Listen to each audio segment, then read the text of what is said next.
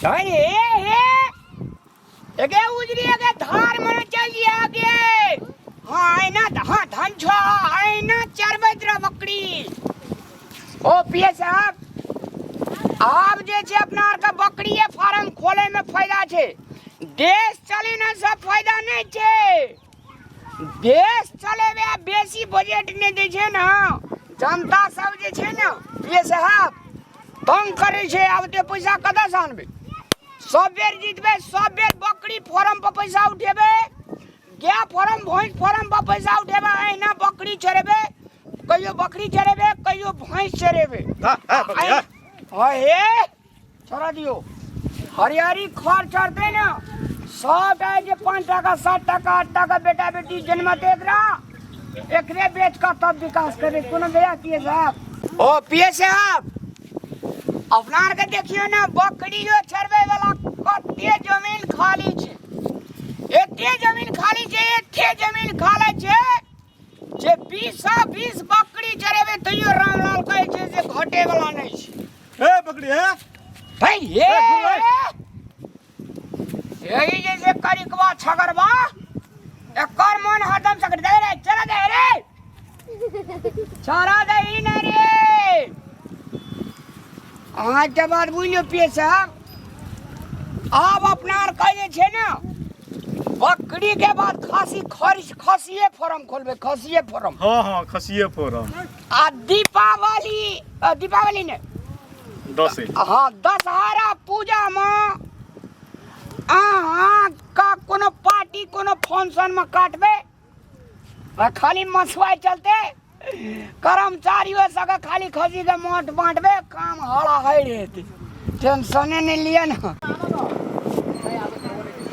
तो रामलाल हो नि रे हैं कैमरा चालू कर न त कैमरा चालू यहाँ मलाई फोकस कर दर्शक महानुभाव उता हेर्नु रामलाल बकरी चोरवा हैन बकरी चारवा ओ रामलाल जी नेताज्यू नमस्कार ओ नमस्कार क्यामेराम्यान तपाईँ यहाँ बकरी बाख्रा चराउनु हुन्छ उता पार्लियामेन्ट सांसदमा अहिले घमासान म्याच चलिरहेछ यो असार मासको काम चलिरहेछ बजेटहरुको विभाजन भइरहेछ चेक बनिरहेछ अनि तपाईँ यहाँ बाख्राहरू चराउनु हुन्छ यसको बारेमा तपाईँ के बोल्न चाहनुहुन्छ के बोल्छु यसको बारेमा यो बोल्छु जे मधेसमा एभरेज 5% बजेट दिएको छ गाम-गामको जनताहरूले भोट दिएको छ त हमरा ला दौड़ा लाउँछ त दौड़ा लाउँछ त हम कहन छ हमरा मधेसमा एभरेज मुल्क बजेट दिएन अब जनताहरू त विकास खोज्छ त्यही भएर जनताहरूको डरले यहाँ भागेको छु नेपाल इन्डियाको बोर्डरमा छु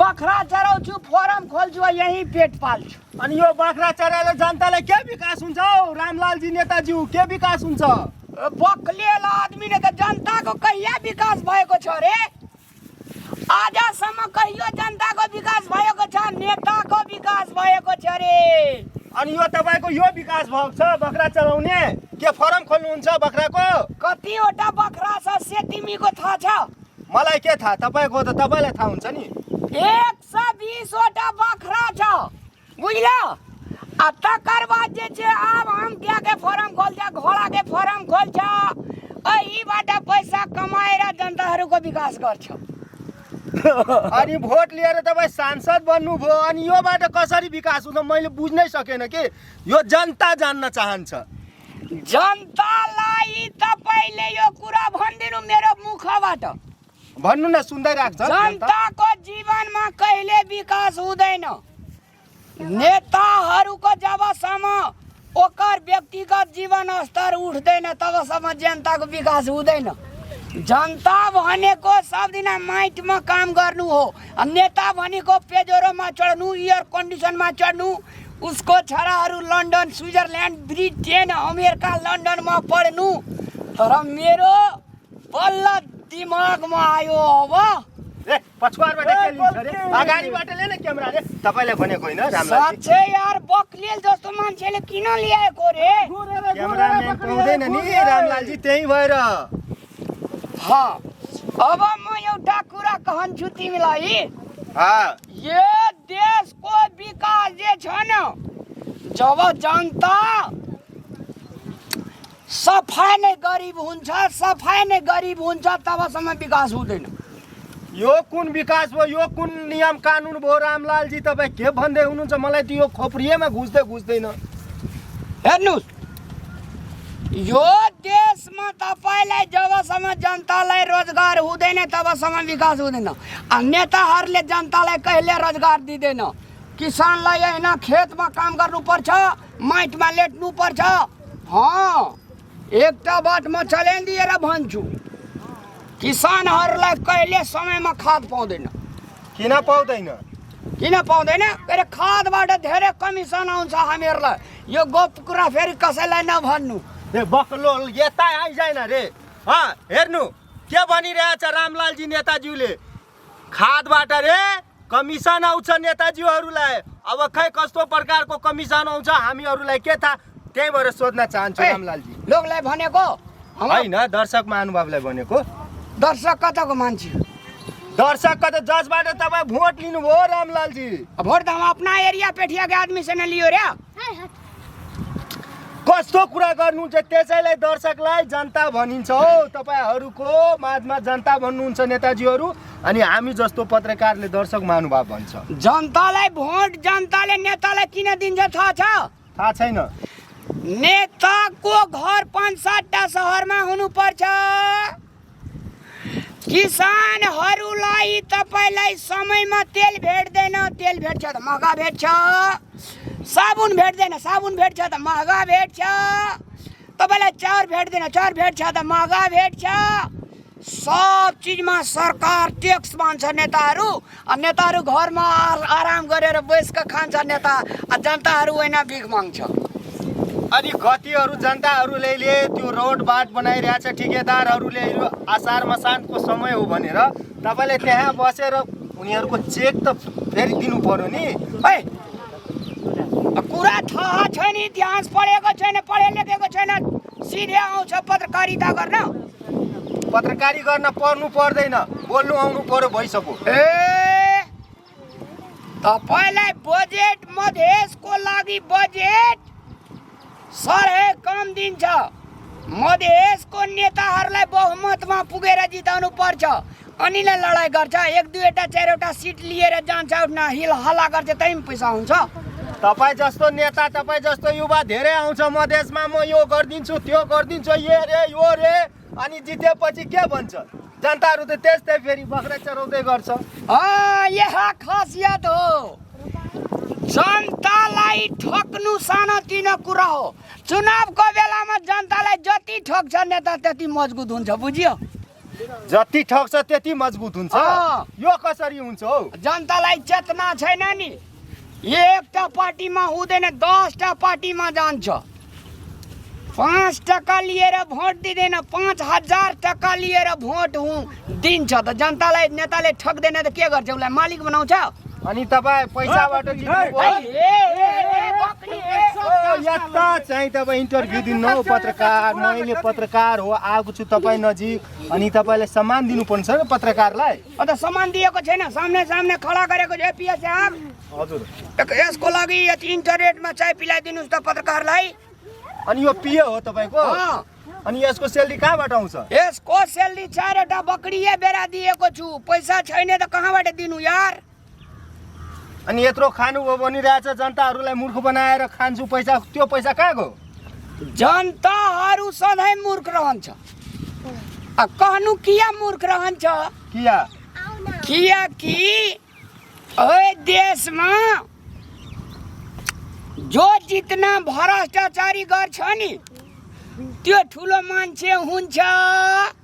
देशको उच्च मन्त्री पदमा रहेको मान्छेहरू भ्रष्टाचारी गर्छ, त यो नेताहरूको भलाइ हुँदैन त जनताको भलाइ हुन्छ रे? क्यामेराम्यान यतै आइन रे, मेरो सुन्दै राख्नु, फेस देख्दै राख्नु। यो नेताहरूले भनिरहेछ यो देशमा जति नेताहरूले भ्रष्टाचार गर्छ त्यत्रो धनिक हुन्छ रे, उसको त्यत्रो इज्जत हुन्छ रे। ल हेर्नु कसरी विकास हुन्छ हाम्रो मधेसमा, हाम्रो नेपालमा कसरी विकास हुन्छ। यस्तो नेताले गर्दा हाम्रो यो समाजमा विकास कहिले पनि हुँदैन। उता सांसदमा उहाँको काम छ, अहिले बकरा चराउँदै राख्नुहुन्छ। अरे बजेट दिएको छैन त कहाँबाट विकास गर्नु यार? कस्तो मान्छे छ यार? बजेट दिए छैन यत्रो मधेस ठुलो मधेस या 5% बजेट दिएको छ त के गर्नु जनताहरूले गाउँमा मार्छ त बख्रा नचराउनु त के गर्नु यार गाउँमा मार खानु बात गर्छ यार किसानहरूको त खाद मलको जरुरी छ खै खाद मल त किसानहरूको ठेकेदारी म छु कृषि मन्त्री जो बनेको छ तँलाई भन्नु न गएर अनि जुन एरियाबाट तपाईँ मत लिनुभयो त्यो एरियाको मान्छे तपाईँलाई नै भन्छ हो रामलालजी कहाँ कृषि मन्त्रीलाई गएर भन्छ मलाई भन्छ त म कृषि मन्त्रीलाई भन्छु त कृषि मन्त्री मलाई टेर्छ अनि न खाद दिन्छ रे टेर्दैन तपाईँलाई कहाँ टेर्छ कतिवटा सरकारमा मेरो मान्छे कतिवटा छ 2 साल 3 वटा जितेको छु तपाईँ विकासै गर्नुहुन्न कामै गर्नुहुन्न तपाईँसँग कुनै भिजन नै छैन योजनै छैन अनि तपाईँलाई किन जनता रोज्छ हौ तपाईँको पार्टीलाई किन रोज्छ जनता अब हामीसँग एउटा भिजन छ बाबु हेर के यो बख्रा चराउने सबैलाई काम लगाउने बख्रा चराउनु त यो त ठुलो व्यापार हो अब सबै जनताहरूलाई पन्जाब पठाइदिन्छु जिरी झाँट्नलाई के रे जिरी भनेको धान के धान रोप्न कि काट्न 3 महिना अब सबै जनताहरूलाई अब काम छैन रोजगार दिन हामीले सक्दैन सबै जनतालाई पन्जाब पठाइदिन्छु इन्डिया पन्जाब ओड्ना जिरी झाँट्छ 15-16 टका कमाएर ल्याउँछ आफ्नो धियापुतालाई गुजर गर्छ फेरि 4 सालको बादमा पटियाएर भोट लिन्छु फेरि मान्य बन्छु तपाईँको सोचलाई मैले माने तपाईँको सोच चाहिँ अल्बर्ट स्ट्यान्डभन्दा बढी चल्छ हो छ नि यसरी विकास गर्नुहुन्छ यसरी विकास हुन्छ अब ल दर्शक महानुभाव सुन्नुभयो तपाईँको यो सांसद माननीय के रामलालजी हुनुहुन्छ उहाँ चाहिँ अब सबै जनताहरूलाई पन्जाब पठाउँछ इन्डिया त्यो जिरी भनेको धान काट्न रोप्नको लागि अनि हाम्रो देशमा विकास हुन्छ रे त्योबाट अनि त्यो पैसाबाट 1600-1500-15,000 कमाउँदाखेरि त्यो जनताहरूले त्योबाट पनि तपाईँको कमिसन आउँछ कस्तो आउँछ यता सजे ठेकेदार लान्छ इन्डिया जिरी झाँट्न त प्रत्येक जनतामा मेरो 5 टका आउँछ 5 टका आउँछ त 5 टकामा तपाईँको पेट भर्छ मूल कन हुन्छ रे कति 1000-2000 यो त मधेसको जनताहरूलाई मधेसबाट जे पठाउँछु जिरी झाँट्न यति 4000-5000 मा 5% आयो त कमायो कहाँबाट तपाईँ यतो खतरा माइन्ड लगाउनुहुन्छ हौ माइन्ड लगाउँदैन त यताको मान्छेले जिन्दा रहन दिँदैन क्या म त कुरै बुझ्न सकिनँ के मैले के भन्न आएको छु के भनिरहेको छु तपाईँ मुखबाट के सुन्न आएको छु तपाईँ के सन्देश दिनु राख्नु भएको छ मलाई त थाहै लाग्दैन तपाईँको एउटा सठिकमा भन्नु न जनताको कसरी विकास हुन्छ यो गाउँहरूको कसरी विकास हुन्छ यो नेपाल कसरी उन्नति गर्छ म भन्छु यो देशमा जब जनताले चुनावको बेलामा पैसा लिन छाड्छ मासु खान छाड्छ तबसम्म यो देशमा विकास हुँदैन जबसम्म देशमा जनता लालची रहन्छ ठक नेताहरू यस्तै शासन गर्छ मौज मस्ती गर्छ थाङ्कु तपाईँको भनाइमा जनता नै मतलब के भन्छ त्यो छ बुझ्दै बुझ्दैन कुरा नेतालाई चिन्नु पर्यो कस्तो नेता छ उसको व्यवहार कस्तो छ उसको इमानदारी कस्तो छ तपाईँको भन्न त्यो छ यसको मतलब तपाईँको अनुसारमा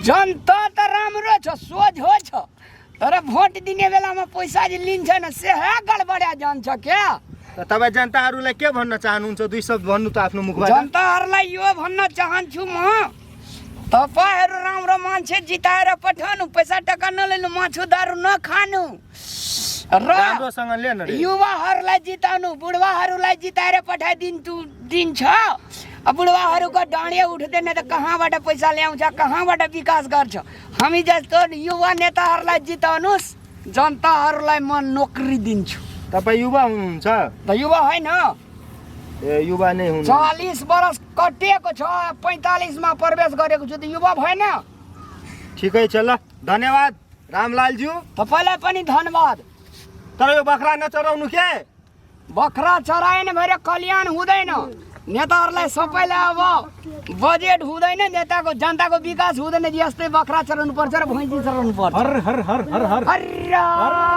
ल ल ल म जाँदैछु रामलालज्यू धन्यवाद दर्शक महानुभाव तपाईँ सुन्दै गर्नु होला यो मेरो चुकभुक पत्रकारीबाट मैले बोल्दैछु। यस्तै सुन्दुर हेर्नु तपाईँ जस्तो यो नेताहरूसँग भेट मुलाकात गराउँदै राख्छु। ल अहिलेको लागि हामीहरू दुईटैजना मेरो मूर्ख क्यामेराम्यान छ उहाँसँग मैले बिदा लिइरहेछु। ल धन्यवाद। जा जा जा यस्तै जान्छ रे पत्रकारहरू त कति आउँछ कति जान्छ रे। पत्रकारहरू पनि देशको चौथाङ हो। शुद्ध पत्रकार बोल्दैन। पत्रकारको पनि गल्ती छ। देश नबनाउनुमा पत्रकार पनि गल्ती छ। नेतालाई धक देखाउन आउँछ। सब दिन जनतालाई ठग्छु मूर्ख बनाउँछु फेरि जितेर जान्छु। यस्तै पिए हुन्छ होइन। यस्तै बखरा चलाउ। Thank you very much.